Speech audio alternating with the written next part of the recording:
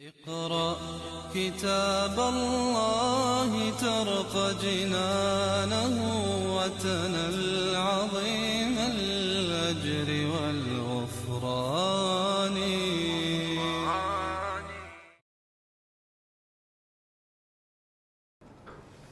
A'udzubillahi minasyaitonirrajim. Bismillahirrahmanirrahim. Alhamdulillahi rabbil alamin, nahmaduhu wa nasta'inuhu wa nastaghfiruh. Wa na'udzu billahi min syururi anfusina wa min sayyiati a'malina. May yahdihillahu fala mudilla lahu wa may yudlil fala hadiya lahu.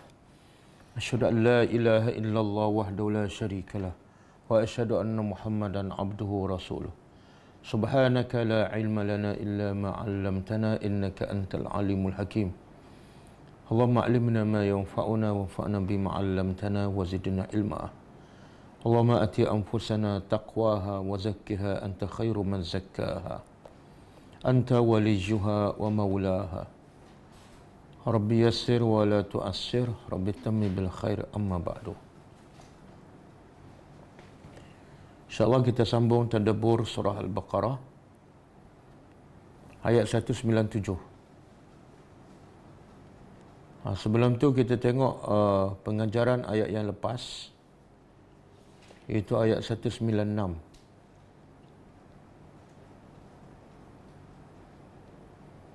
Ayat ni panjang sebab itu pengajarannya ada 40 lebih pengajaran daripada ayat 196 ni. Jadi saya kena pilih-pilih kalau tak habis dengan pengajaran je hari ni. Okey, pengajaran pertama ayat ni, setelah sebelum ni Allah cerita pasal puasa, hukum puasa, kemudian hukum berjihad di tanah haram dan di waktu bulan-bulan yang haram. Kemudian Allah cerita pula berkenaan dengan hukum haji dan umrah. Dia berkait kerana dari segi masanya selepas melakukan puasa di bulan Ramadan, datanglah musim haji. Musim haji ini bermula bulan Syawal, selepas Ramadan. Jadi ayat 196 ni secara umum Allah menceritakan tentang hukum hakam haji dan umrah. Walaupun ketika turun ayat ni haji belum diwajibkan lagi, sebab turun ayat ni pada tahun 6 Hijrah. Ketika Rasulullah SAW pergi ke Mekah untuk melakukan umrah, tetapi akhirnya dihalang oleh orang musyrikin Mekah. Manakala ayat yang mewajibkan haji ialah dalam surah Al-An'am, iaitu Allah turun pada tahun 9 Hijrah. Okey, pengajaran pertama,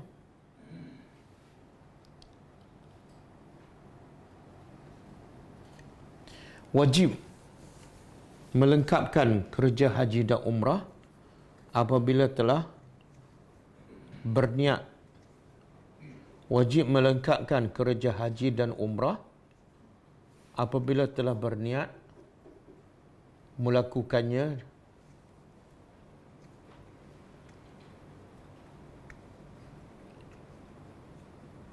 di miqat,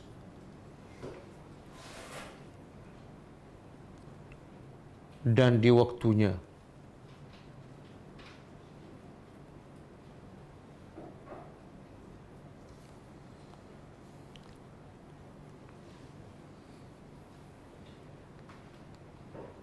Yang kedua,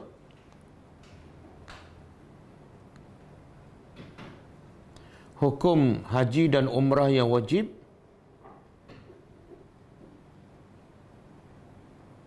dan yang sunat adalah sama, iaitu wajib disempurnakannya apabila telah berniat dan berihram.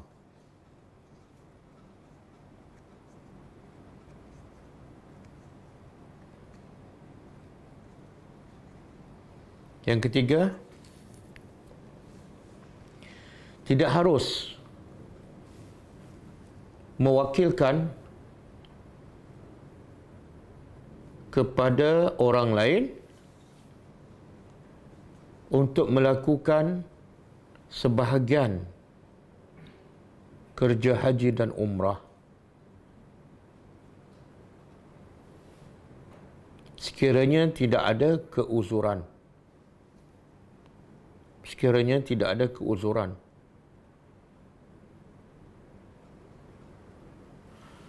Kerana ia wajib disempurnakan. Kerana ia wajib disempurnakan oleh orang yang berniat dan berihram.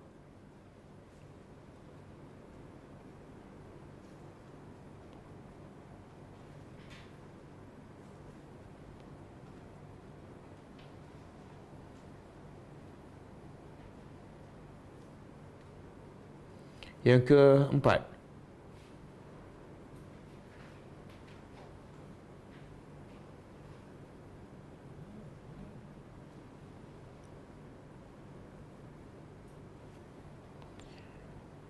sekiranya ada halangan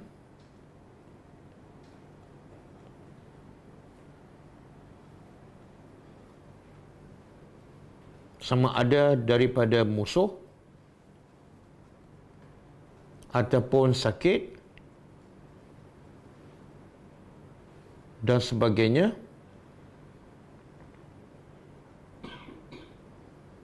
daripada menyempurnakan haji dan umrah,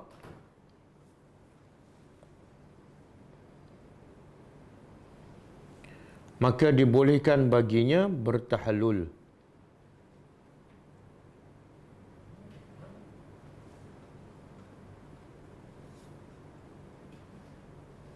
Tetapi wajib ke atasnya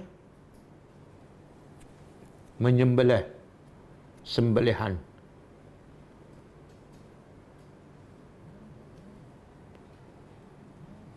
Sekiranya dia mampu.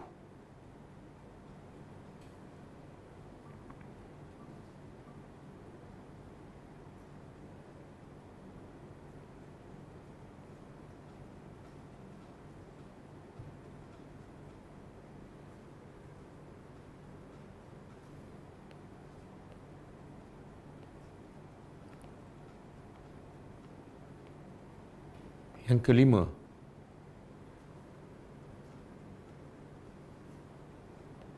sekiranya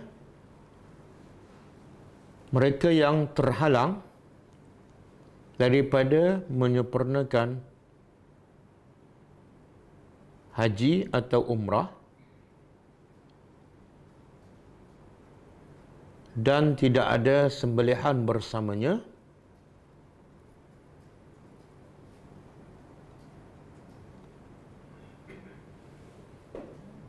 maka diboleh kepadanya bertahallul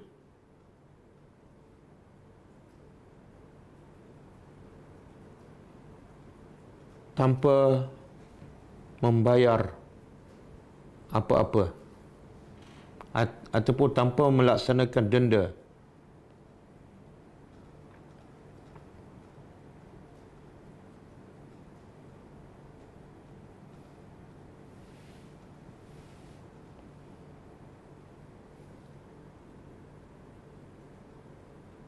Yang keenam kan,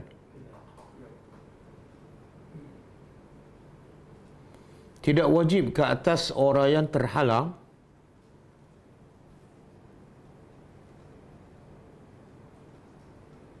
bersyukur ketika bertahallul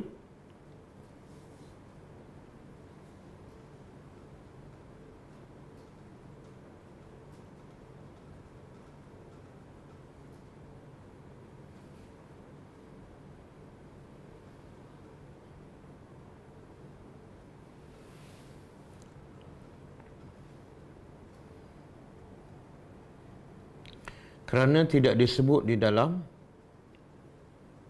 ayat ini.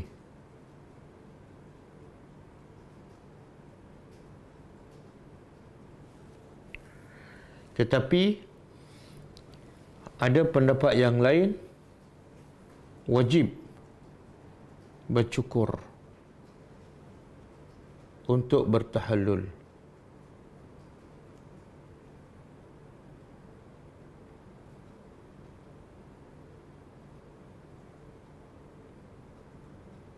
berdasarkan sunnah Nabi sallallahu alaihi wasallam. Yang ke-8, yang ke-7, sesiapa yang terhalang daripada melakukan haji atau umrah yang sunat,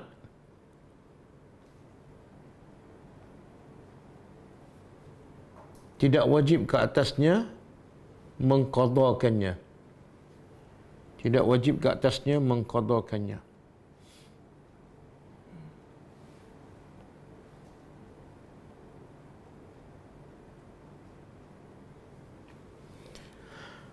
Yang ke-8, haram mencukur rambut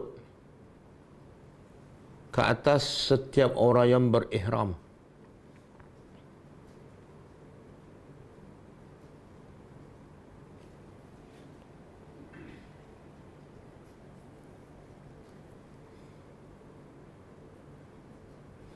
Okey, ini masalah fiqh lah. Bila kita buat umrah ataupun haji dan dalam ihram, kita bukan setakat tak bercukur kan, tapi cabut bulu pun tak, kan? Tapi kalau ikut pendapat sebahagian ulama, Allah kata jangan bercukur. Wala tahliku ru'usakum, jangan cukur rambut kamu di kepala. Jadi yang dilarang apa dia? Satu, cukur. Yang kedua, rambut di kepala. Jadi ada pendapat mengatakan yang haramnya ialah cukur. Kalau gunting, boleh. Yang kedua, yang dilarangnya ialah cukur rambut di kepala. Kalau bulu-bulu lain, boleh. Sebab Allah hanya mengatakan, jangan kamu cukur kepala kamu. Yang bulu lain tu mana pendapat, mana dalil? Ulama mengatakan, sebab Allah kata, jangan cukur rambut kamu, maka apa-apa saja yang menyerupai rambut, maka tidak dibolehkan. Itu kias. Tapi dalil secara nasnya tidak ada.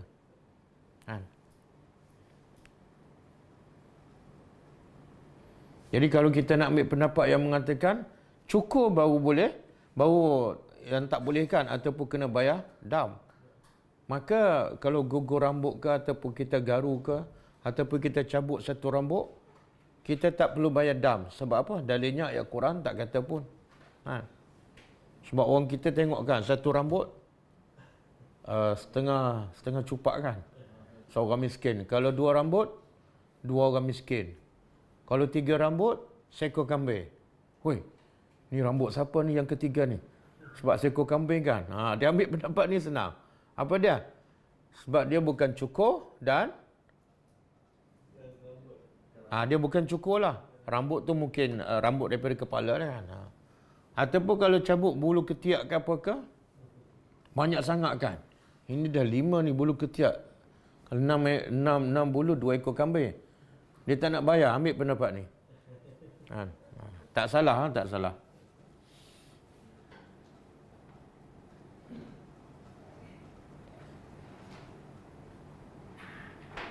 Okey.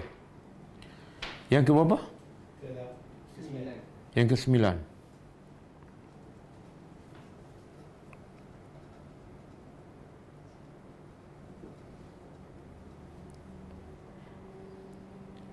Adakah haram cukur bulu yang bukan daripada rambut kepala? Ulama berbeza pendapat. Adakah haram cukur ataupun mencabut bulu yang bukan daripada rambut kepala? Ulama berbeza pendapat. Pendapat pertama, tidak. Sebab dalam ayat ini Allah hanya melarang cukur rambut di kepala. Pendapat kedua, haram apa sahaja bulu, termasuklah potong kuku. Termasuklah potong kuku. Haram ni bila ni? Ketika dalam ihram.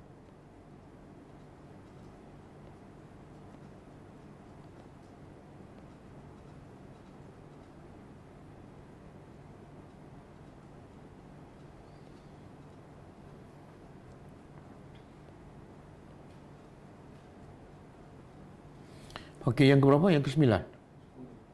Yang ke-10.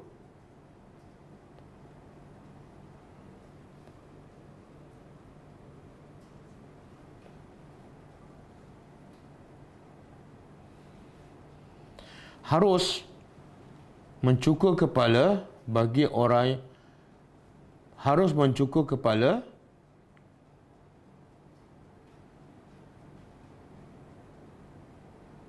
bila orang yang berihram itu sakit atau ada gangguan di kepalanya.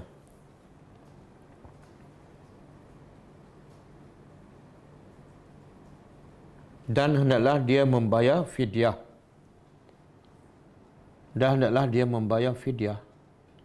Sama ada berpuasa 3 hari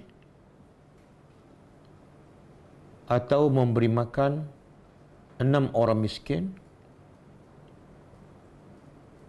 atau sembelih kambing dan diagihkan kepada fakir miskin.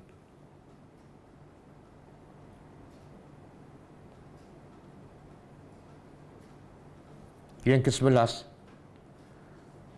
rahmat Allah kepada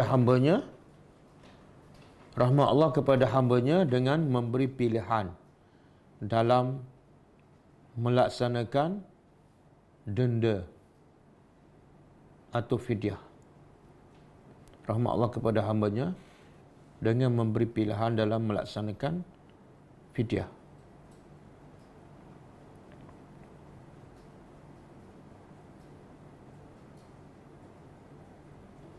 Yang ke-12,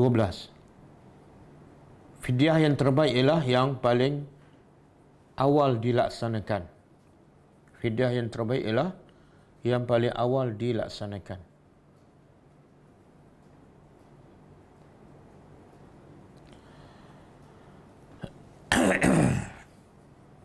Yang ke-13, larangan-larangan dalam ihram sekiranya dilakukan, ia tidak membatalkan ihramnya.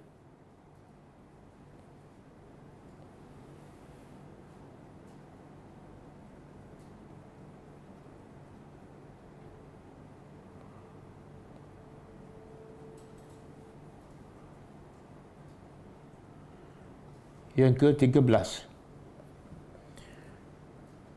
tidak wajib ke atas orang yang berihram berhutang untuk menyembelih kambingnya sekiranya dia tidak mampu.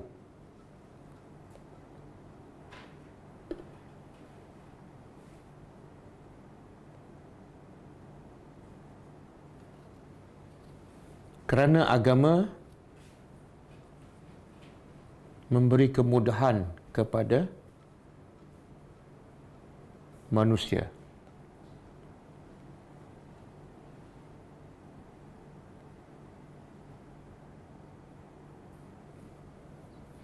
Yang ke-14, 15. Sesiapa yang tidak mendapati sembelihan atau tidak ada duit, maka hendaklah dia berpuasa 3 hari di musim haji di Mekah dan 7 hari setelah pulang ke negaranya.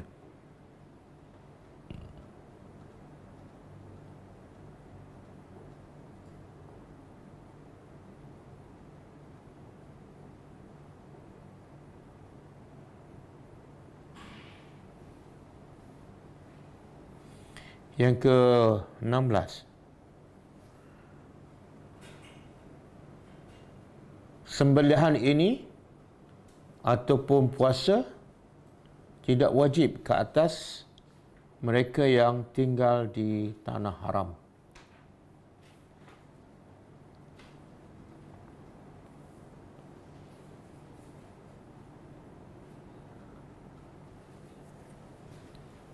Yang ke-16, 17. Wajib bertakwa kepada Allah di mana-mana dan bila-bila masa. Yang ke-18,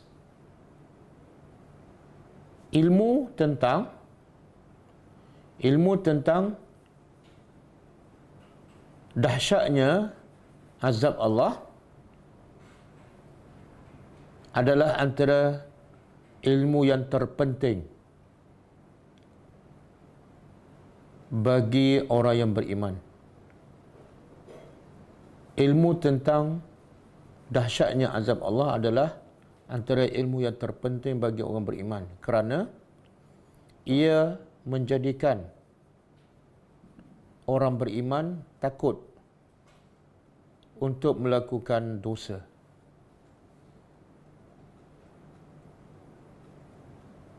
Demi untuk mengelakkan daripada azab Allah yang pedih.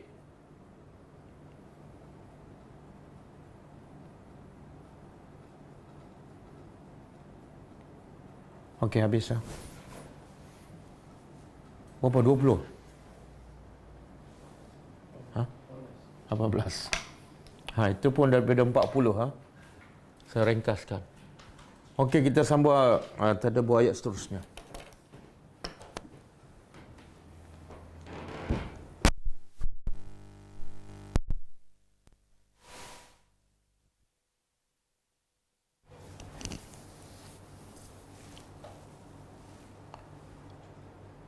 A'udzubillahi minasyaitonirrajim. Ayat hari ini ialah berkenaan dengan haji juga, sambungan.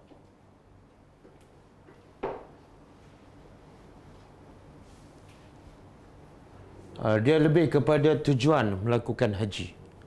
Tujuan melakukan haji.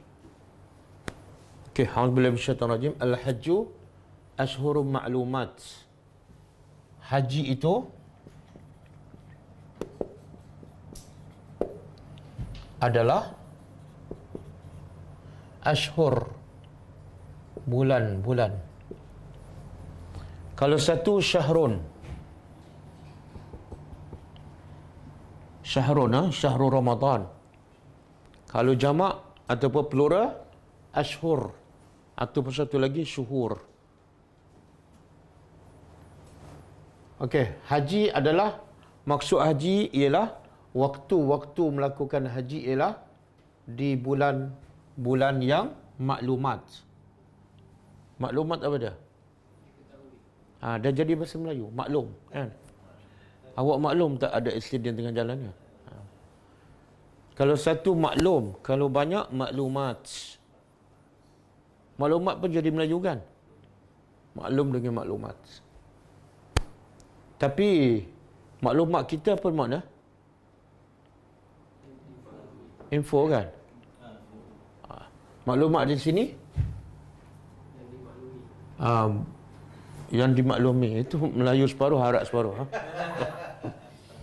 Yang diketahui.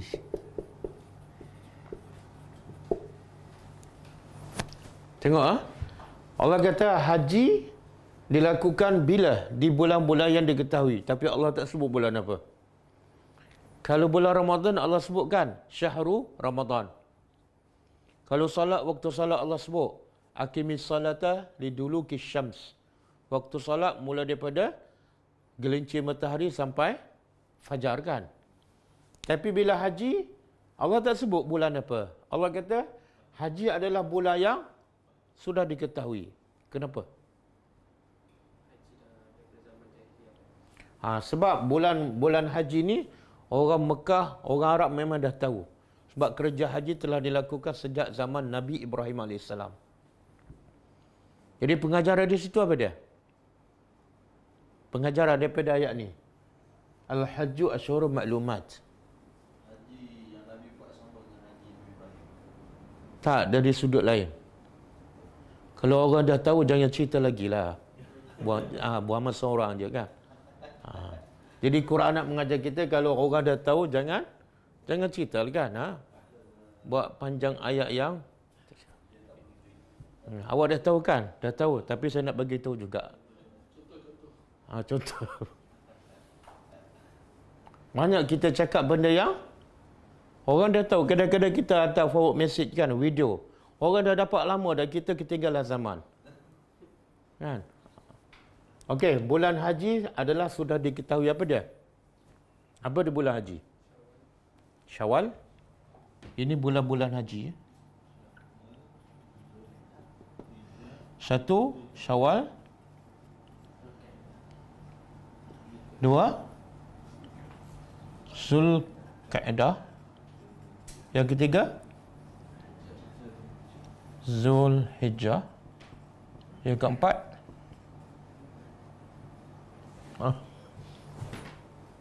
apa dia yang keempat? Ni. Ada tak yang keempat? Tak ada. Tapi ada dua pendapat. Pendapat pertama, bulan Syawal, bulan Zulkaidah, bulan Zulhijjah. Pendapat kedua, bulan Syawal, bulan Zulhijjah, bulan Zulkaidah dan 10 awal Zulhijjah saja, bukan sepenuh. Zulhijjah ni ada dua pendapat. Satu sebulan penuh, satu hanya 10 awal Zulhijjah. Yang paling kuat 3 bulan lengkap. Okey, apa maksud ni? Sebenar hari untuk kita buat kerja haji berapa hari? Ada ke 3 bulan? 90 hari. Sebenarnya untuk buat kerja haji yang wajib tu, mana kalau buat dah selesai semua. Sebenarnya hanya perlukan berapa hari? 6 hari. Hari apa?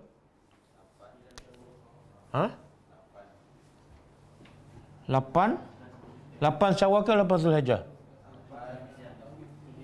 8 Zulhijjah, 9, 10, 11, 12, 13. Kan? Berapa hari? 6 hari je. 6 hari je. Jadi kalau amalan haji itu hanya berlaku dalam masa 6 hari. Kenapa Allah kata haji itu adalah 3 bulan?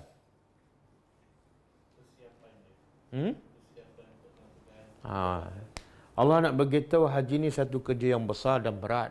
Maka perlu pada persiapan. Sebab tu Allah bagi masa awal kan. Jadi kalau haji yang sebenar bermula 8. Kalau bulan haji bermula Syawal. Jadi berapa hari sebelum kamu buat haji ni ada masa untuk kamu buat persiapan? Berapa hari? Syawal 30 hari. Zulkaidah 30 hari. Kemudian campur 7. Kenapa slow sangat matematik?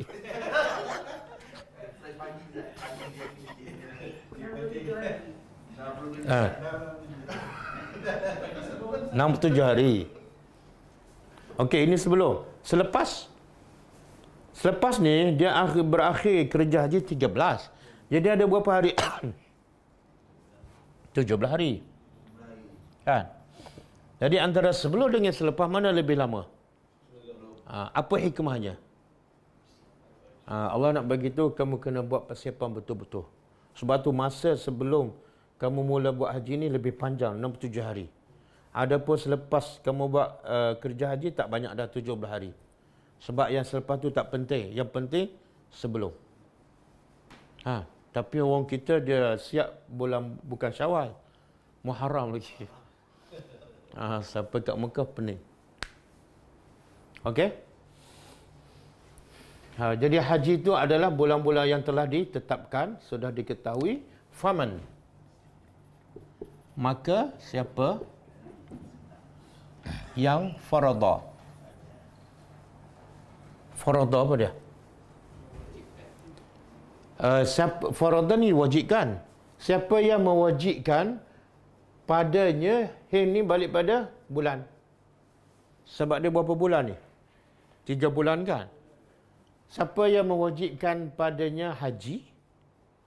Boleh tak kita, siapa sebenarnya mewajibkan kerja haji? Allah.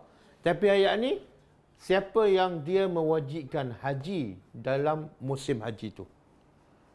Sebab tu bila kita baca tafsir, farada ni sebenarnya maksud dia apa dia? Siapa yang berniat untuk melakukan haji di musim haji, Bila dia berniat dan dia pakai ihram, maka ketika itu jadi haji itu adalah fardu. Kan? Siapa yang berniat fihinna padanya. Nya ni balik pada. Kenapa Allah sebut siapa yang berniat pada bulan ni? Sebab Allah nak bagi tahu kalau kamu berniat bulan Ramadan tak sah haji kamu. Kamu buat haji bila niat bulan Ramadan tak sah. Sebab haji mesti berniat di musim haji ni bermula bulan Syawal. Okey. Orang kita pergi berapa lama Mekah? Paling-paling lama 40 hari kan? Alasan kata apa? Boleh duduk lama sikit buat banyak umrah. Lepas tu pergi 2 minggu kerja haji, boleh tak nak balik awal? Kan? Dah boring dah. Lepas tu orang Mekah, orang yang negara teluk kan? Qatar, Kuwait, biasa dia pergi bila ni? Sebelum ni. Kadang-kadang 5 hari bulan, 6 hari bulan dia baru sampai. Jadi hari 13 balik. Mereka buat kerja haji ni, lebih kurang tak sampai 10 hari duduk kat Mekah. Balik. Okey, siapa yang berniat untuk pada bulan itu untuk melakukan haji, maka apa kewajipannya? Fala rafas. Maka jangan lah, di sini asalnya menafikan, tapi maksud dia jangan. Rafas apa mana? Kita dah jumpa rafas sebelum ni pasal puasa kan. Uhilla lakum lailatas siyami ar-rafathu ila nisaikum. Apa makna? Di sini bukan setakat berjima' saja, tapi muqaddimah. Berpeluk, bercium pun tak boleh. Maka jangan berjima' ataupun muqaddimah dia. Yang kedua, wala fusuk, dan jangan, apa makna fusuk? Apa asal makna fusuk dari segi bahasa? Dipanggil fasaqati ar-rutab. Buah rotak tu tertanggal daripada tandannya ataupun daripada pokoknya. Tertanggal tu daripada, dalam bahasa Arab dia panggil fasaqah. Jadi kalau orang tu beriman, iman tu ada bersamanya. Kalau dia beramal soleh, mana iman ada bersama.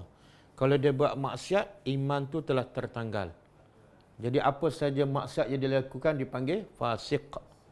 Iaitu imannya tertanggal daripada dirinya. Dan jangan melakukan maksiat.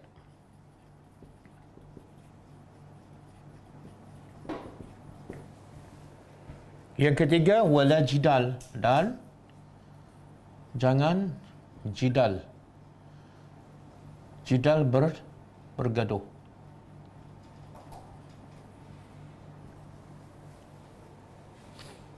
Okey. Jadi Allah kata siapa yang dah niat nak melakukan haji di musim haji, maka tidak boleh 3 perkara. Pertama, berjima'. Berjima' ni asalnya halal tak dengan isteri? Halal, berpeluk, bercium kan. Tapi bila mula dah niat, dah pakai ihram, yang halal jadi haram. Okey, itu jelas. Wala fusuk. Fusuk ni buat maksiat. Sebelum pakai ihram dan sebelum berniat untuk buat haji, maksiat tu halal ke haram? Haram. Kalau benda tu dah haram, kenapa Allah larang lagi? Yang rafas betul lah, sebelum tu halal. Kan? Bila pakai ihram jadi haram. Tapi maksiat ni sebelum ihram pun memang haram. Kenapa dilarang lagi? Makna Allah nak tegaskan, kalau sebelum kamu ihram, haram buat maksiat, haram buka aurat, maka ketika kamu dalam ihram, lagi tegas haramnya. Lagi tegas. Kemudian jidal. Jidal pun sama. Jidal ni bergaduh. Bila bergaduh tu haram? Masa musim haji saja ataupun bila-bila masa? Kalau benda ni sebelum ihram dah haram, tiba-tiba Allah larang ketika ihram, mana Allah nak beritahu dalam ihram lagi haram. Makna kalau kamu buat ketika ihram, dosanya lagi bertambah, berganda. Okey. Jidal ni kenapa Allah sebut secara khusus? Jidal ni sebenarnya berdebat, kan? Tapi berdebat ni adakah 100% haram? Ada haram, ada halal. Ada tak dalil yang mengatakan jidal ni ada ketika halal, bahkan wajib? Allah kata apa? Ud'u ila sabili rabbika bil hikmah wal mau'izatil hasanah. Kemudian wajadilhum billati hiya ahsan. Jidal ni. Allah kata berdakwalah kamu kepada jalan Allah dengan penuh hikmah. Yang kedua dengan peringatan yang baik. Yang ketiga, jadilhum, berdebatlah dengan mereka tapi dengan cara yang ahsan, lagi baik. Maknanya kalau berdebat untuk menegakkan kebenaran dengan cara yang terbaik, halal. Yang haram apa dia? Berdebat untuk menegakkan kebatilan, itu haram. Ataupun berdebat menegakkan kebenaran tapi membawa kepada permusuhan, jadi haram. Jadi di sini biasanya Allah sebut ni jidal sebab apa? Sebab biasa di musim haji berlaku tak perbadahan. Kan? Kenapa? Apa dia? Satu orang ramai sangat kan? Kadang-kadang tak cukup tempat, kadang-kadang tak cukup makan, kadang-kadang tak cukup bas kan? Lepas tu cuaca pula panas. Lepas tu pula ada yang bayar mahal kan, tapi duduk jauh kan? Lepas tu kadang-kadang bergaduh buat apa ni? Buat hukum haji. Yang ni kata kena bayar dam. Yang ni kata cukup bagi makan orang miskin. Bergaduh kan? Kadang-kadang bergaduh pasal ni musim haji, waktu dia bila kan? Jadi banyak. Kadang-kadang bergaduh pasal tempat tinggal. Kadang-kadang pasal bas, kadang-kadang pasal makan. Toilet. Kadang-kadang pasal selipar kan, betulkan selipar. Jadi Allah kata jangan bergaduh. Okey. Tengok. Allah kata siapa yang dah niat untuk melakukan haji, jangan buat 3 benda ni. Saya nak tanya, masa bila jemaah kita nak pergi haji, dia ikut kursus kan? Kadang-kadang sampai 5-6 bulan. Apa kursus dia? Kursus dia ialah berkenaan dengan kerja haji, tawaf, sa'i, melontar kan? Sampai ada replika haji kan? Cara tawaf yang betul kan? Cara pakai ihram. Tapi ada tak kursus ni? Pasal ni. La rafas wala fusuq wala jidal. Tak ada kan? Sebab tu bila pergi dia bergaduh. Kadang-kadang dia buat dosa, dia buat maksiat. Sebab apa? Yang tu tak masuk dalam kursus. Ya. Tengok. Siapa yang berniat haji, yang ni dulu Allah sebut. Bukan tawaf, bukan sa'i. Kenapa?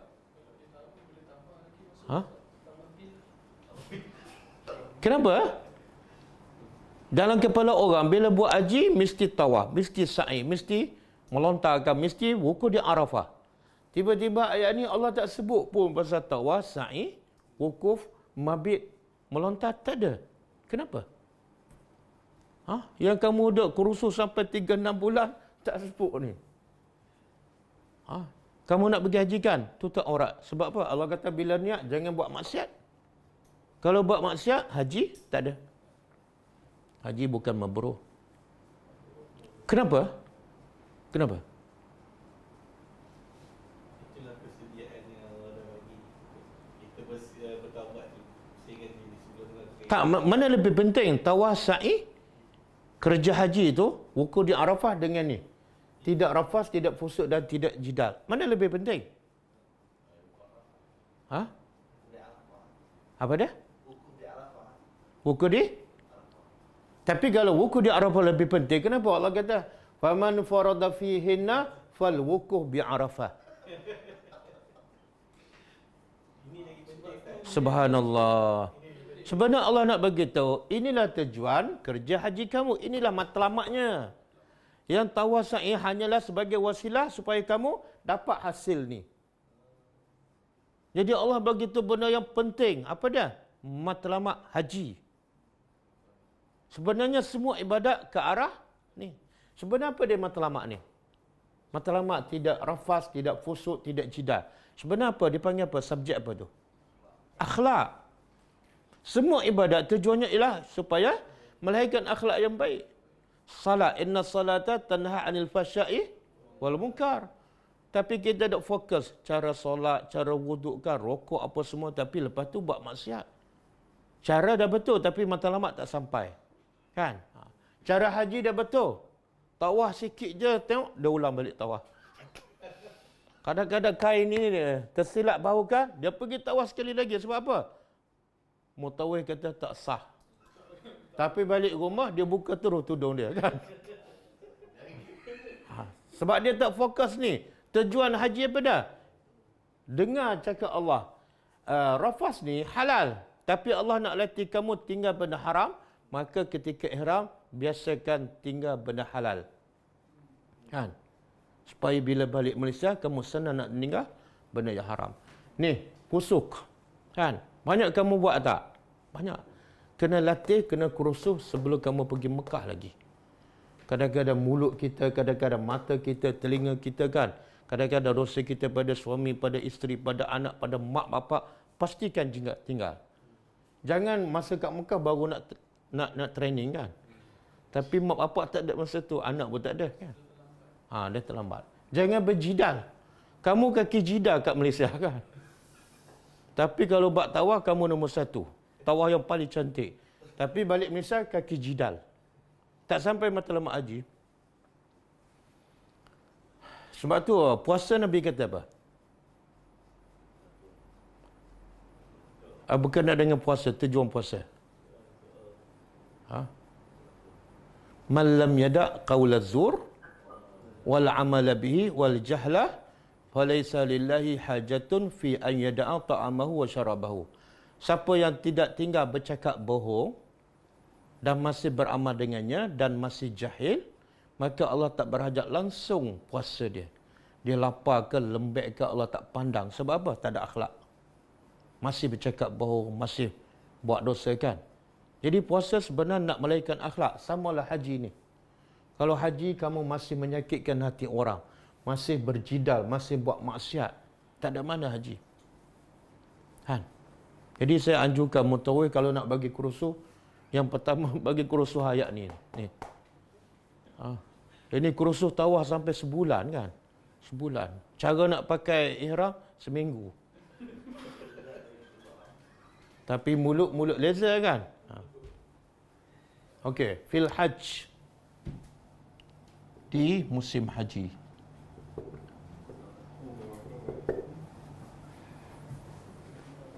Wa ma taf'alu. Dan apa yang kamu lakukan min khairin, dari khairin. Apa makna khairin? Kebaikan, tapi kalau nakirah tanpa alif lam, mana apa? Apa-apa kebaikan. Sedikit ke, banyak ke, kecil ke, besar ke, apa-apa kebaikan. Ya'lamhullah. Allah tahu. Okey, apa maksud ni? Apa yang Allah nak bagi tahu ni? Apa yang kamu lakukan daripada apa saja kebaikan, yang kecil, yang besar, yang zahir, yang batin, sedikit ke banyak, semua Allah tahu. Apa yang Allah nak sebenarnya?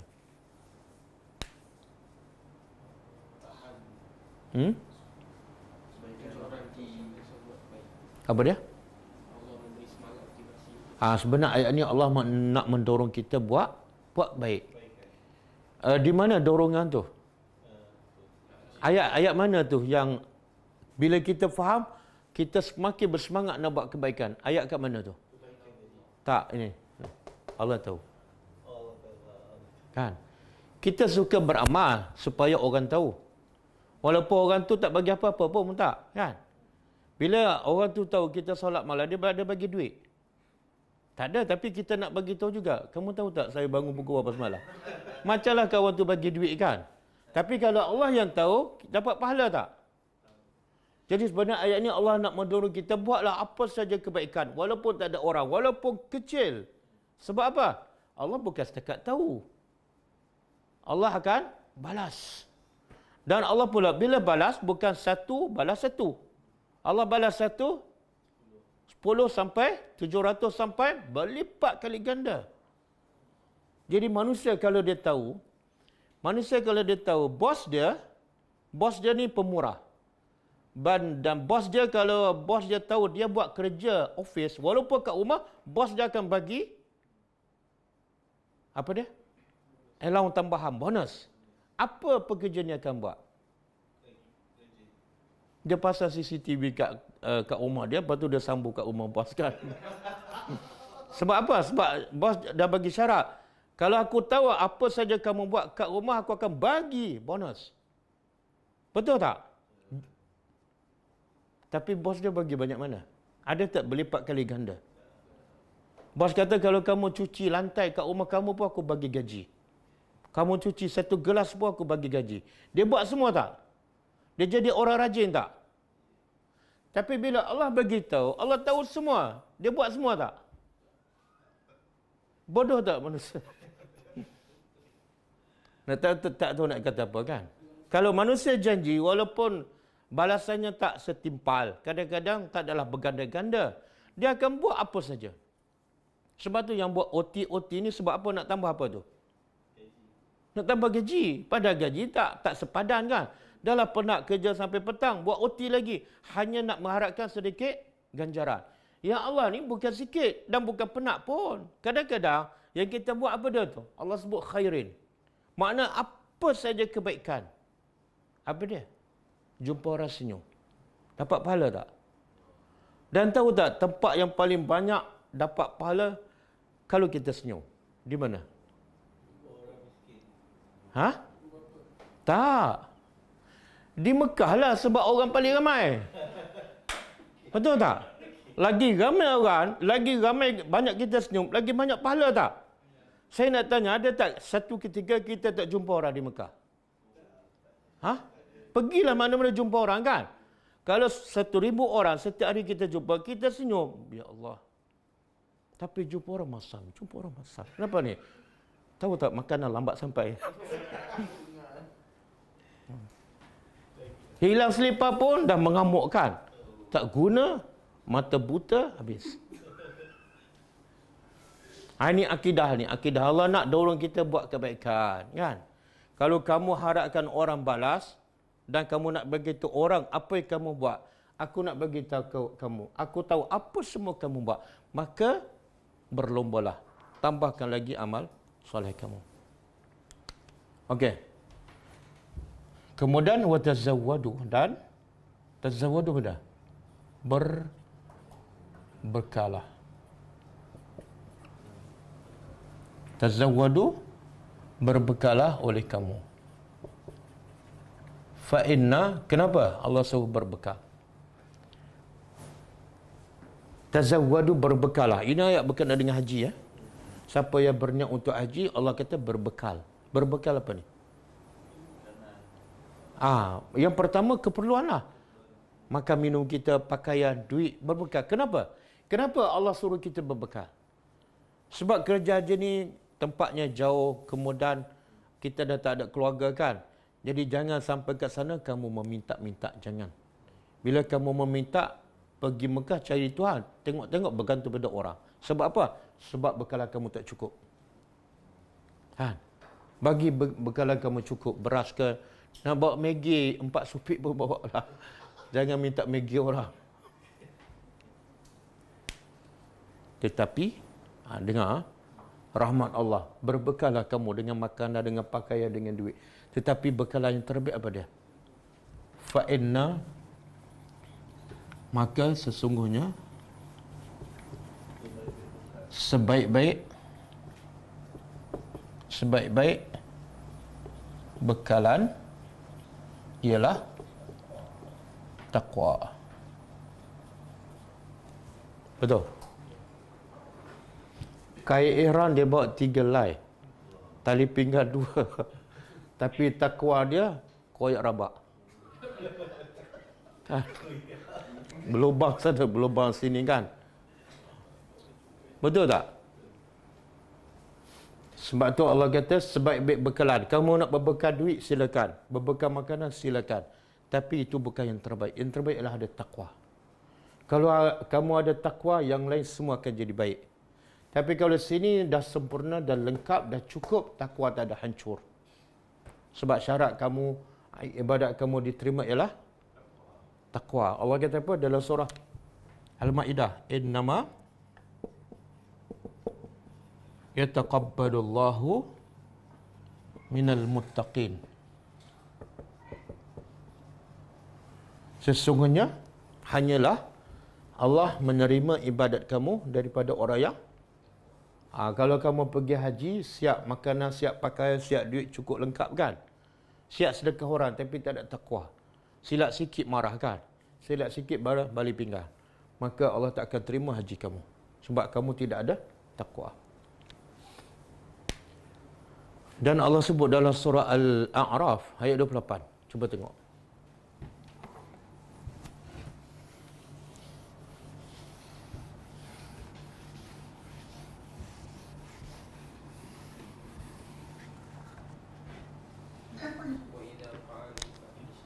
Hai?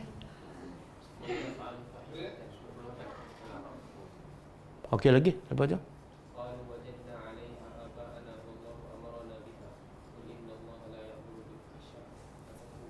Bukan, Al-An'am. Al-An'am. 28.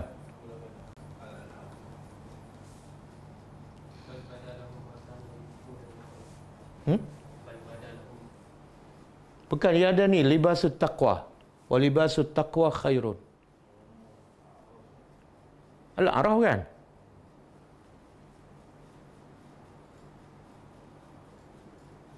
Ke 27?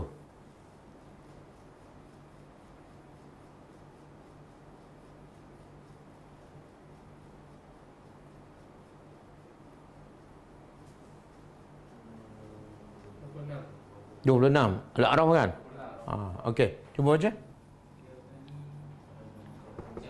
Ya bani Adama qad anzalna alaikum libasan yuwari sawatikum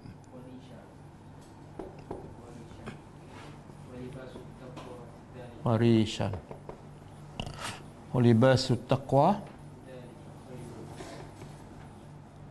zalika khairun. Okey. Cuba terjemah. Ya Bani Adam, wahai siapa anak Adam? Kita semualah. Wahai anak-anak Adam, qad anzalna alaikum, sesungguhnya kami telah turunkan ke atas kamu libas, pakaian. Apa fungsi pakaian? Yuwari sawatikum. Fungsi pakaian ialah menutup aurat, bukan untuk kecantikan. Yang kecantikan tu warisan yang kedua. Tengok Allah susun ayat. Libas yang pertama menutup sawah. Apa makna sawah? Yuwari makna menutup. Sawah aurat. Aurat. Jadi jelas Allah kata kami turunkan ke atas kamu pakaian. Pakaian ni sebenarnya Allah turunkan, Allah bagi.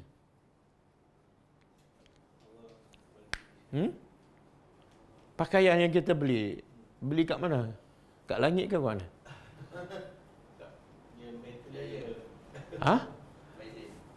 Kenapa Allah kata kami turunkan? Tak, sebenarnya pakaian kita daripada apa?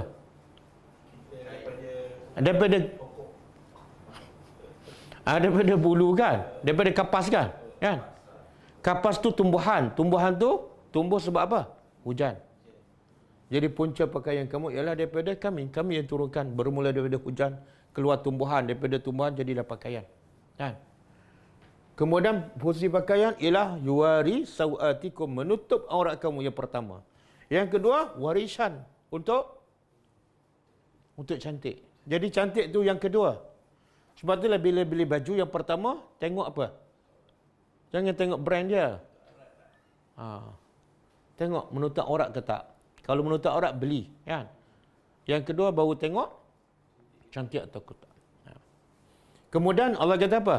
Pakaian tu menutup aurat. Tapi, walibasut taqwa. Pakaian taqwa, zalika khairun. Itu lebih baik. Subhanallah. Taqwa ni pakaian ke? Siapa pernah pakai pakaian taqwa? Kias. Macam mana tu? Bila Allah kata taqwa tu pakaian, ada persamaan. Ada persamaan dengan pakaian. Apa persamaannya? Tapi Allah kata pakaian taqwa lebih baik daripada pakaian yang kamu pakai. Pakaian tu wajib sebab dia menutup aurat. Tapi taqwa lagi wajib sebab dia lebih baik. Dari sudut mana tu lebih baik? Taqwa lebih baik daripada pakaian kita.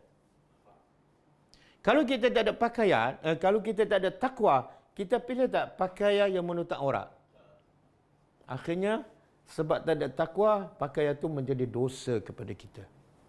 Kan? Satu. Yang kedua, pakaian tu bukan selalu ada kat badan kita. Betul? Kadang-kadang kita pakai, kadang-kadang kita buka. Kalau kat rumah pakai tak? Tak pakai. Tapi taqwa sentiasa ada 24 jam. 24 jam. Yang ketiga, pakaian yang kita pakai tu lama-lama kita buka, kita pakai, kita buka, pakai, lepas tu lusuh, lepas tu buang. Tapi taqwa ni ada ketika tak dia lusuh. Lepas tu kita buang. Tak ada. Dia akan sentiasa bersama kita dan sampai ke syurga. Sebab tu Allah kata pakaian taqwa lebih baik. Jadi jangan sibuk kamu habiskan masa, habiskan duit nak beli pakaian kamu, tapi kamu tak habiskan masa nak beli pakaian yang lebih baik daripada itu, iaitu taqwa. Betul? Berapa ramai yang habis masa sibuk beli pakaian, tapi taqwa tak ada. Sebab itulah lagi banyak pakaian dan lagi banyak dosa. Kan? Pakaian satu almari tak pakai pun berdosa membazir. Lepas tu pakai pula membuka aurat, berapa kali dosa. Sebab apa? Pakaian yang taqwa tidak ada pada dirinya. Okey. Kemudian, sebab tu Nabi sebut dalam satu hadis sahih. Nabi kata apa? Dalam hadis sahih. Pentingnya taqwa.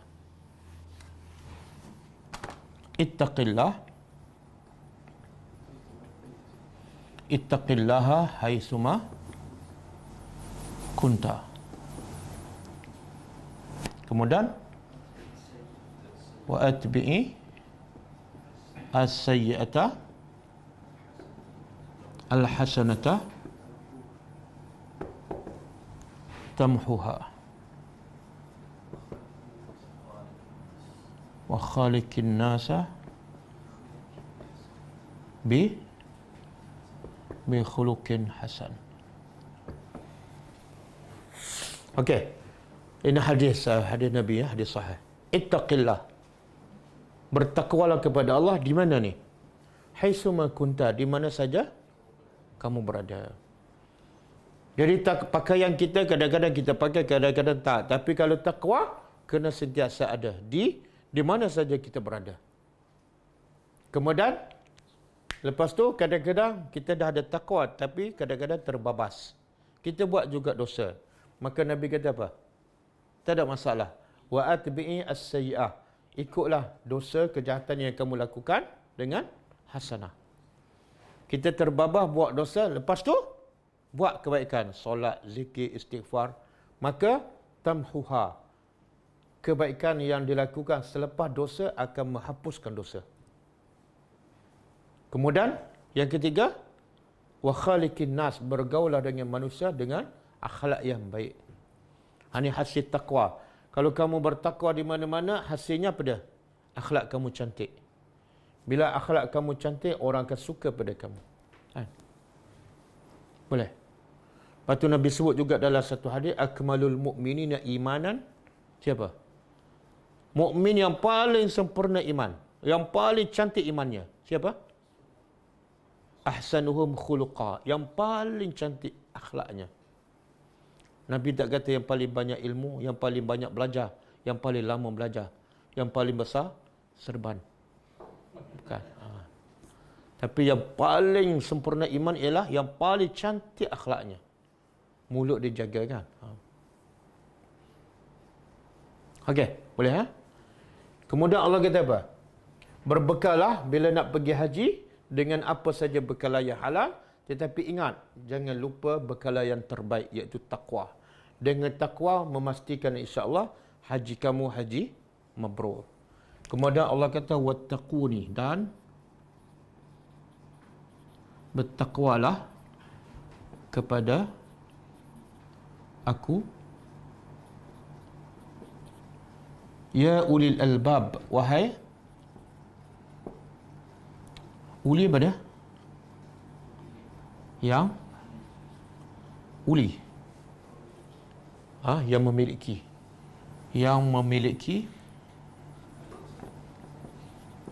albab, akal, yang memiliki akal. Tapi sebenarnya bila Allah kata ya ulil albab ialah orang yang memiliki akal yang waras. Semua manusia ada akal kan, tapi waras ataupun tak. Akal yang waras.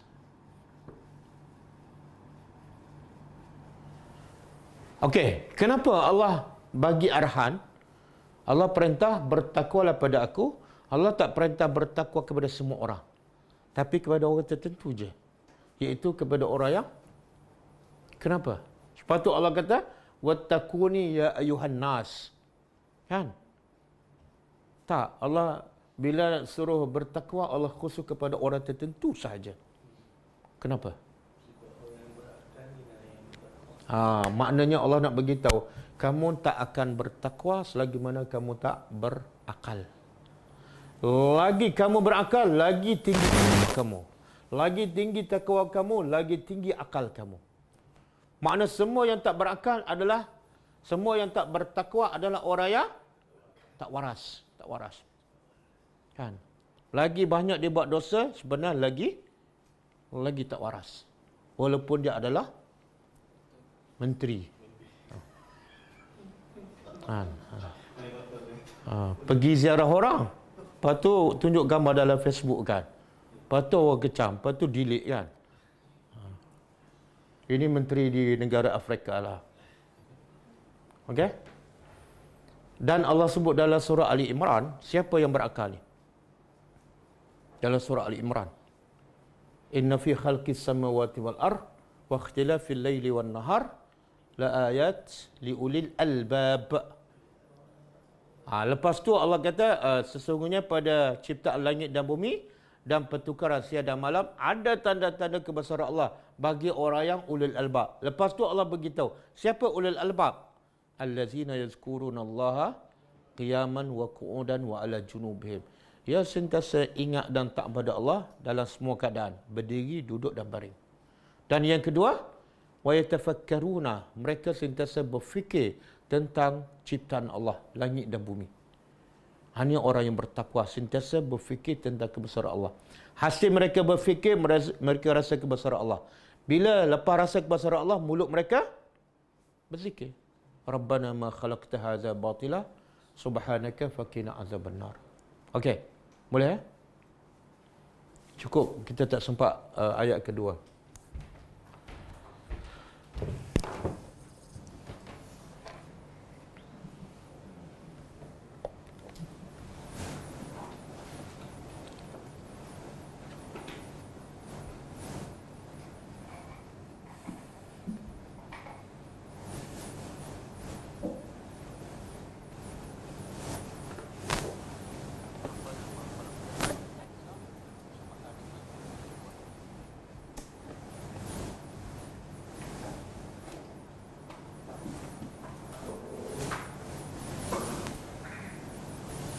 Kita baca dulu buku ni sebelum kita jawab soalan. Buku dosa-dosa yang dianggap biasa. Dosa yang ke-9. Semalam kita baca dosa mendahului imam ketika solat berjemaah. Yang ke-9 kata qala al-musannif rahimahullah, qala al-musannif hafizahullah. Yang ke-9, masuk masjid sehabis makan bawang merah, bawang putih ataupun sesuatu yang berbau tidak sedap. Dosa.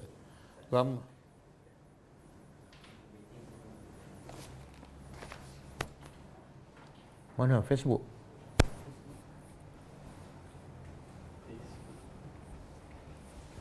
Yang mana yang ni?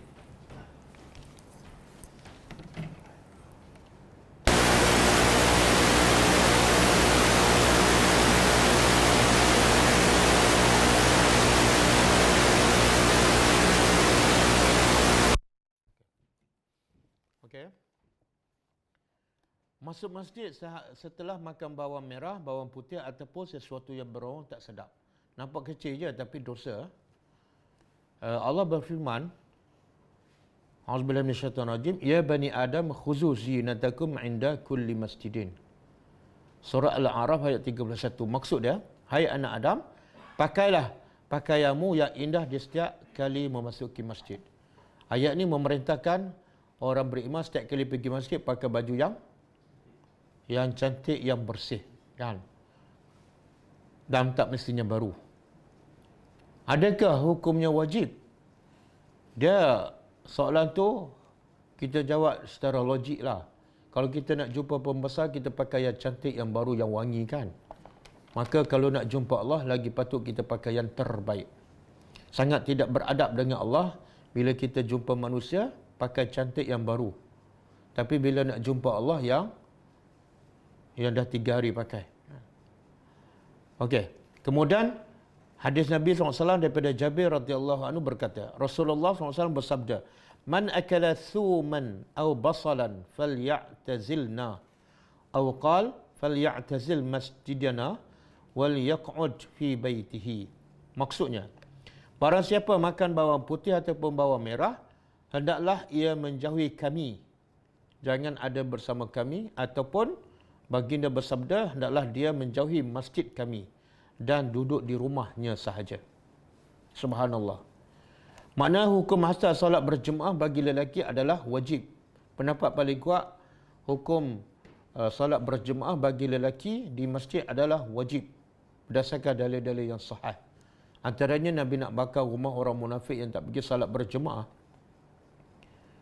Jadi dalam keadaan tertentu Nabi nak bakar orang tak pergi solat berjemaah di masjid. Tapi dalam situasi yang lain Nabi kata siapa makan bawang jangan pergi pula. Bercanggah kan? Yang tu Nabi perintah wajib sampai nak bakar. Yang ni pula bila makan bawang Nabi kata tak payah pergi duduk kat rumah aja. Menunjukkan apa tu? Menunjukkan makan bawang sehingga mulut berbau satu dosa besar. Kan? Satu dosa besar. Sampai benda yang wajib pun Nabi kata, okey, kamu tak wajib pergi. Sebab itu dalam mazhab Syafi'i, hukum solat berjemaah fardu kifayah. Tapi Imam Nawawi sendiri mengatakan, walaupun dia fardu kifayah, walaupun pendapat mazhab kami fardu kifayah, tapi ia tetap wajib berdasarkan perbuatan Nabi. Tetapi kewajiban itu gugur bila, kata Imam Nawawi, bila cuaca terlalu panas contohnya, ataupun ada musuh di luar, ataupun makan bawang. Imam Nawawi sebut, bila kamu makan bawang, maka kewajipan gugur. Kewajipan pergi salat berjemaah bagi lelaki gugur. Sebab apa? Sebab kamu buat benda yang menyebabkan menyakiti hati orang lain. Okey. Dia kata, Ustaz, jadi saya tak payah pergi masjid lah, tak berdosa lah sebab saya makan bawang. Itu memang 2 kali dosa. Itu macam Bani Israel, dia hilah kan. Kalau nak makan juga, bukan haram makan bawang. Haram mengganggu orang, menyakiti hati orang. Kalau nak makan juga, pergi solat Jumaat dulu, lepas tu baliklah makan 1 kilo pun. Okey, kemudian dalam riwayat Muslim disebut, Man akalal basal was-suma wal-kurras fala yaqrabanna masjidana. Fa innal malaikata tata'azza mimma yata'azza minhu banu Adam. Maksudnya, barang siapa yang makan bawang merah, bawang putih dan bawang bakung. Ini saya tak tahu, bawang bakung apa dia? Bawang bakung. Daun bawang ke? Dia sebenarnya ni, bila kita makan bawang tu berbau. Bila kita makan bawang yang tak masak lah.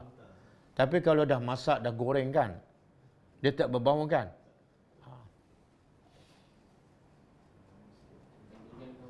Ha? Sama je. Sebenarnya bila Nabi sebut bawang sahaja, bukan makna bawang saja. Tapi kita tengok pada maksud dia, tujuannya apa dia? Dia mengganggu orang. Jadi apa-apa saja bau, durian ke, rokok ke, bau badan dia ke, maka dia tak boleh pergi masjid. Sesungguhnya, ini sebab dia. Barang siapa makan bawang merah, bawang putih dan bawang bakar, maka janganlah mendekati masjid kami. Sesungguhnya malaikat merasa terganggu dengan sesuatu yang anak Adam merasa terganggu dengannya. Jadi malaikat ada banyak kat masjid kan. Bila kita makan bawang, dia mengganggu malaikat. Sebagaimana manusia terganggu, malaikat pun terganggu. Ni ramai yang buat korban kan. Yang buat korban. Nabi kata kalau siapa yang ada kemampuan dan tidak buat korban, jangan dekat masjid kami. Jadi dia pun takut dia buat korban. Sebab macam itu amaran Nabi kan. Tapi bila Nabi kata, siapa tak pergi masjid aku nak bakar, dia tak pergi juga.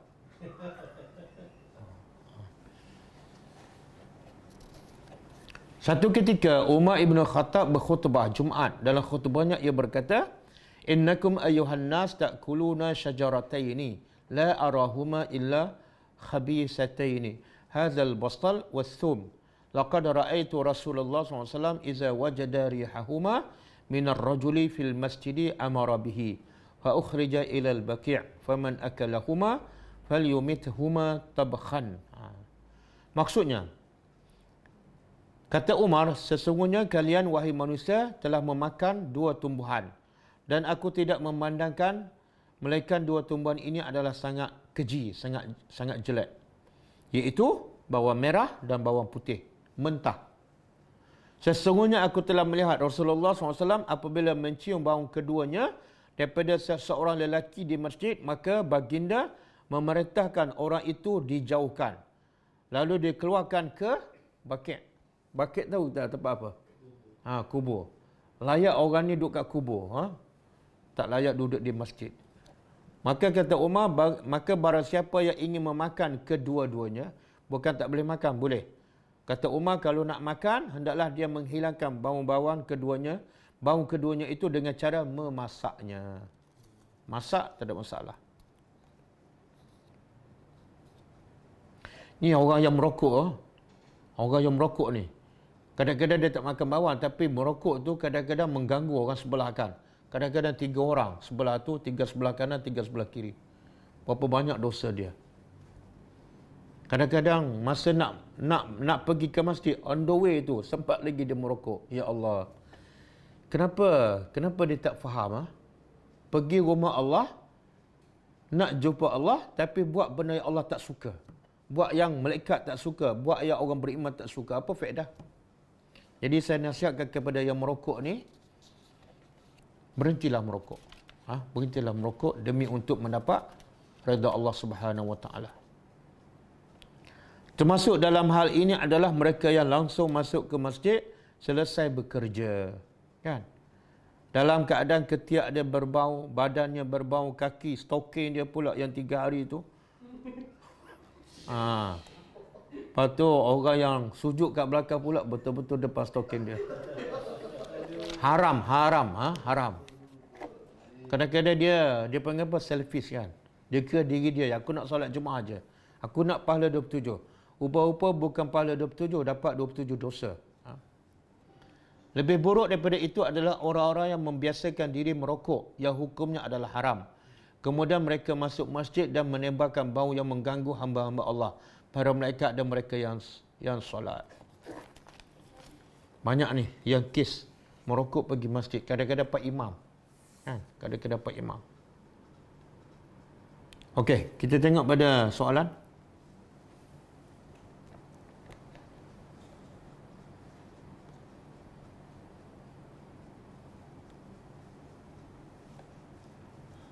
Assalamualaikum Ustaz. Waalaikumsalam warahmatullahi wabarakatuh. Saya nak bertanya ada 2 perkara. Yang pertama, waktu kita berdoa, kan kita boleh menyebut nama Allah. Okey, kalau kita berdoa dalam sujud, bolehkah kita menyebut nama Allah dalam sujud? Yang pertama. Yang kedua, adakah ada kelebihan surah Al-Baqarah dan Al-Imran bila kita baca? Sebab saya ada terdengar seorang ustaz kata ada kelebihan surat Al-Baqarah dan Al-Imran apabila kita di akhirat nanti. Itu dia dua perkara. Terima kasih Ustaz. Okey, soalan pertama, boleh tak kita sebut nama Allah ketika sujud? Jawapannya boleh. Sebab Nabi kata aqrabul abdi ila Allah wa huwa sajidun fa aksiru ad-du'a fihi. Dan maksud dia Nabi kata sedekat-dekat hamba kepada Allah ialah ketika dia sujud. Maka perbanyakkan doa. Perbanyakkan doa. Okey, bila kita sebut doa, kita sebut tak nama Allah? Sebutlah. Kita nak minta pada Allah, kena sebut nama Allah. Ya Allah. Dalam bahasa Arab, Allahumma ataupun Ya Rabbi, sebut nama Allah. Allahumma tu sebut nama Allah. Jadi boleh kita berdoa sebut nama Allah walaupun dalam ketika sujud. Sebab Nabi yang suruh berdoa ketika sujud. Dan yang kedua, boleh tak kita menggunakan nama Allah untuk berdoa sebagai tawassul? Boleh tak? Kita nak minta rezeki, kita kata Ya Razaq, urzuqna. Boleh. Jadi Allah sebut dalam Quran, walillahil asmaul husna, bagi Allah ada nama-nama yang baik. Maka fad'uhu biha. Berdoalah, memintalah kepada Allah melalui menggunakan nama-nama Allah yang baik itu. Jadi boleh kita berdoa menggunakan nama Allah ketika dalam sujud. Ya Razaq, Ya Rahim, Ya Ghaffar, boleh, tak ada masalah. Yang dilarang dalam ketika sujud ialah membaca ayat Al-Quran. Itu pun kalau ayat itu tidak ada unsur doa. Tapi kalau ayat Quran dalam bentuk doa dan kita baca pun bukan niat baca Quran tapi niat baca doa, maka sebagian ulama mengatakan dibolehkan. Okey, yang kedua, soalan kedua, apa kelebihan surah Al-Baqarah dan Ali Imran di akhirat besok? Dalam satu hadis sahih riwayat Ahmad, saya baca maksud dia, Nabi bersabda, bacalah Al-Quran kerana Al-Quran itu akan memberi syafaat kepada pembacanya di hari akhirat. Di hari akhirat kelak. Kemudian Nabi kata, bacalah Az-Zahrawaini. Zahrawaini macam dua bunga lah. Apa maksud Zahrawaini? Iaitu surah Al-Baqarah dan surah Ali Imran. Kenapa Nabi bagi itu kelebihan? Kerana kedua-dua surah itu akan datang pada hari kiamat seolah-olah kedua-duanya bagai sekelompok awan ataupun payung yang akan menaungi atau dua kelompok burung yang mengembang sayapnya. Kedua-duanya akan membela pembacanya pada hari kiamat. Hadis sahih riwayat Imam Ahmad. Jadi dua surah ni kalau kita baca bukan setakat bacalah. Kita tadabbur, kita amal, dia akan menaungi kita di akhirat besok. Wallahu a'lam.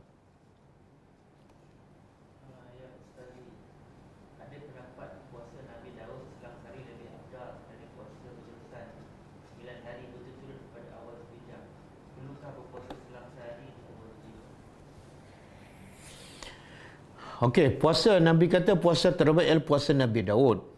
Itu hadis sahih. Tapi dalam hadis lain berkenaan dengan amalan 10 awal Zulhijjah, Nabi kata yang maksud dia tidak ada amalan yang paling afdal, yang terbaik di sisi Allah melainkan amalan pada hari-hari ini, iaitu hari-hari 10 awal Zulhijjah. Dan Nabi tak sebut spesifik amalan apa. Amal soleh. Bila sebut amal soleh dia termasuk puasa. Puasa adalah amal soleh. Jadi Nabi kata amalan terbaik dalam setahun ialah 10 awal Zulhijjah. Jadi boleh tak kita puasa turut-turut? Boleh berdasarkan hadis Nabi secara umum. Wallahu a'lam. Siapa yang tak nak puasa setiap hari? Puasa Nabi Daud. Siapa tak nak puasa Nabi Daud? Puasa Isnin Khamis dan 9 Zulhijjah. Siapa tak nak puasa Isnin Khamis? Puasa 9 Zulhijjah saja. Siapa tak nak puasa 9 Zulhijjah? Tak payah.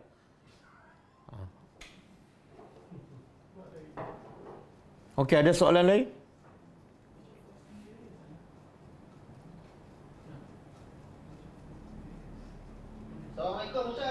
Waalaikumsalam warahmatullahi. Saya nak tanya lah Ustaz pasal giliran haji lah. Kalau ikut tabung haji, giliran saya lebih kurang lagi 30 tahun Ustaz. Umur saya dah 50. Kalau panjang umur dah 80, mungkin dah utuh. Kalau panjang umur lah Ustaz. Memandangkan saya ada simpanan duit Ustaz. Dulu kan saya ambil package yang mahal sikit lah, supaya saya boleh pergi cepat Ustaz. Boleh, tak ada masalah. Bayar package yang mahal, boleh pergi awal, tak ada masalah. Tapi kalau saya tak ambil package tu, adakah saya tak dapat pergi, saya kira berdosa Ustaz? Dia sebenarnya kalau kita ada peluang, ada ruang untuk pergi walaupun package yang mahal, kita sepatut ambil lah. Sebab haji itu rukun Islam. Dia rukun Islam kepada siapa? Kepada orang yang mampu. Dan abang mampu. Ada duit lebih kan? Pergi je lah. Bayar package mahal. Kalau tak pergi, saya rasa, saya takut termasuk orang yang mengingkari perintah Allah. Sebab abang mampu dan ada peluang. Wallahu a'lam. Jazakallah Ustaz. Wa anta fajazakallahu khairan.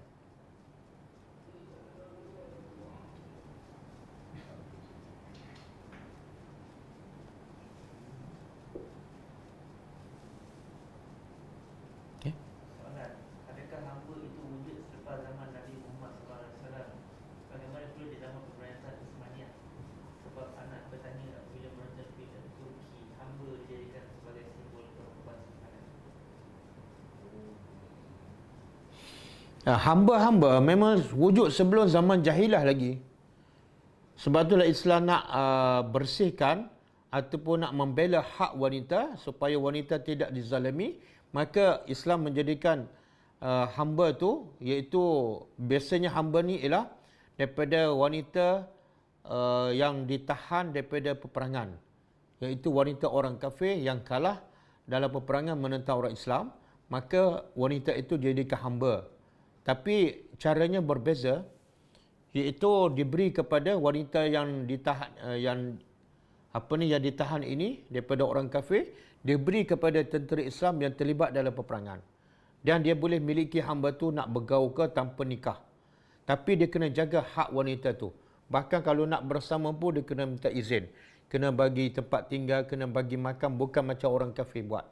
Dan Islam juga menggalakkan supaya orang yang dapat hamba tu akhirnya memerdekakan hamba menjadi orang biasa. Sama ada dengan amalan. Sebab tu kalau kita tengok banyak kafarah dalam Islam, antara cara nak lepaskan dosa, iaitu kafarah ialah dengan memerdekakan hamba. Itu menunjukkan Islam nak memerdekakan hamba, bukan nak kekalkan wanita itu terus menjadi hamba. Wallahu a'lam.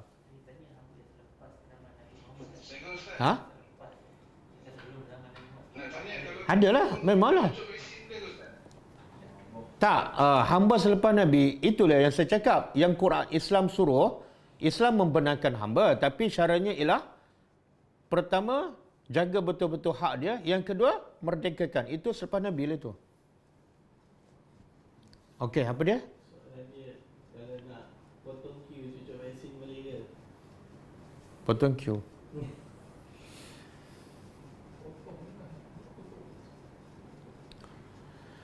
Saya pun tak tahulah. Sebab tak ada dalil daripada Quran dan hadis. Boleh kot, sebab ada juga ramai yang tarik diri kan. Jadi potong queue tu mungkin ambil yang tarik diri lah. Kita bersangka baik lah. Wallahu alam.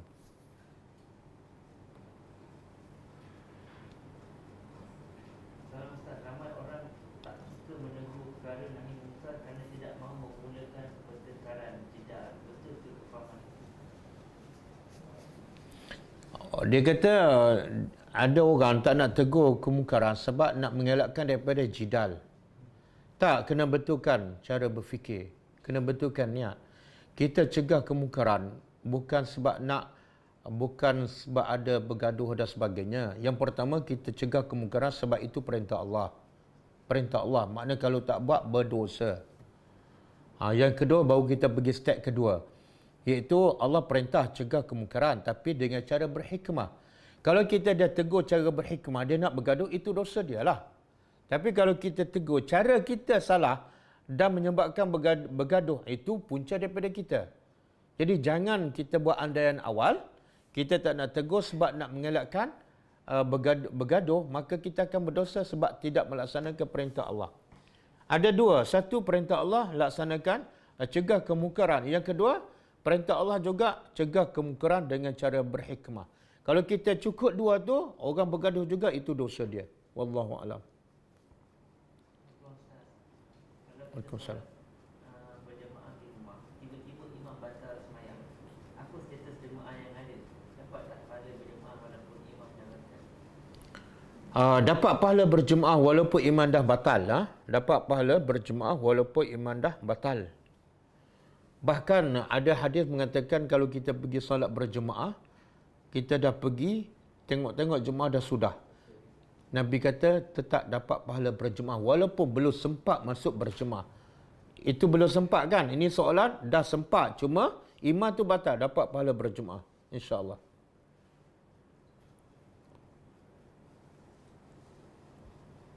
Pernah tengok tak dekat masjid mana imam suruh semua tunggu, dia batal. Terus balik boleh ke? Boleh? Boleh? Imam batal, kemudian imam pergi ambil wuduk, dia suruh tunggu. Kemudian dia datang balik. Boleh? Pernah berlaku pada Nabi?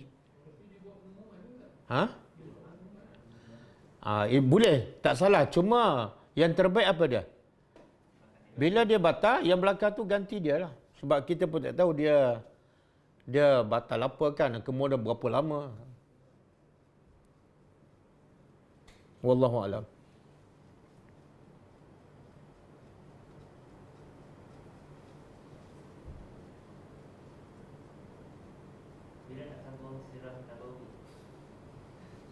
Bila nak sambung sirah Nabawiyah?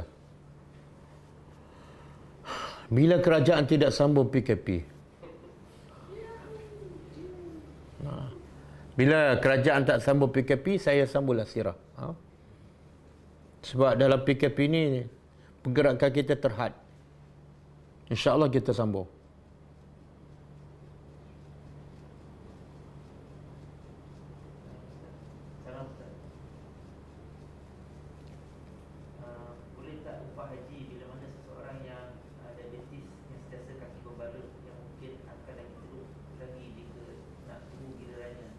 Boleh? Boleh Mana ulama mengatakan bila boleh digantikan haji kepada seseorang. Salah satunya bila orang tu mati dan sebelum mati dia wasiat. Maka kena buatlah. Yang kedua, orang tu tak mati tapi dia ada penyakit yang tak ada harapan nak sembuh. Dia ada kemampuan dari segi kewangan. Tapi disebabkan penyakit dia memang tak boleh pergi, tak dibenarkan pergi. Maka dia boleh upah orang untuk melakukan haji untuk dia. Walaupun dia masih hidup.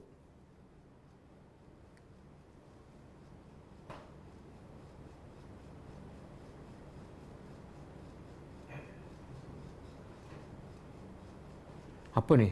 Minta tolong admin. Tiap-tiap kelas sesi soal jawab, admin mohon filter pertanyaan jemaah yang diajukan kepada ustaz agar pertanyaan jemaah dapat jawapan sebenarnya sebolehnya. Bermaksud dia. Ada lagi soalan? Kenapa tempat anak tak ada ni? Dah?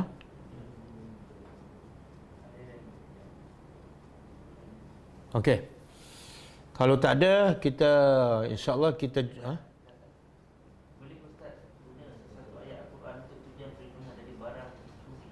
Contohnya guna ayat dalam surah Al-Kahfi ayat 18 dengan niat dan harta dari sebarang benda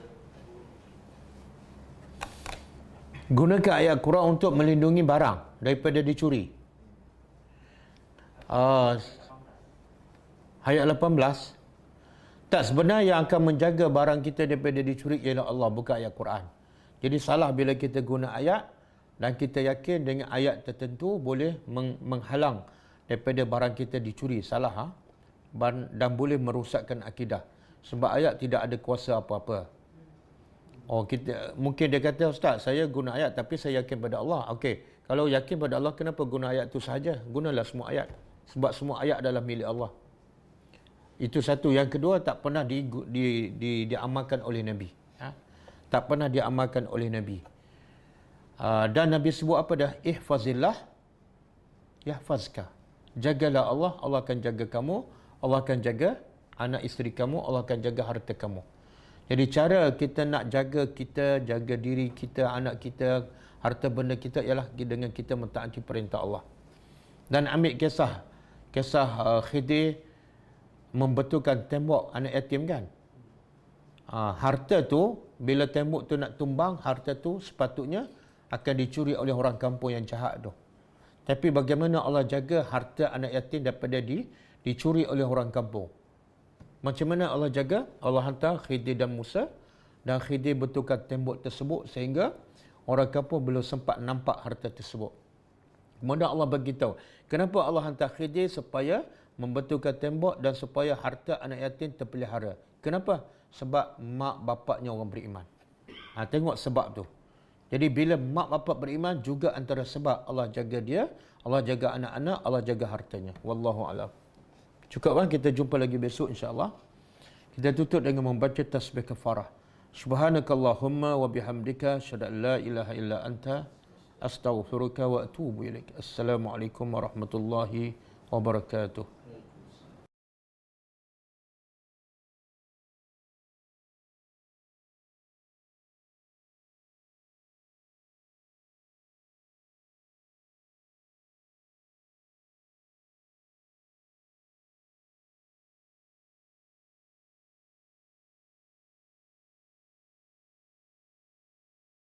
اقرأ كتاب الله ترق جنانه وتنل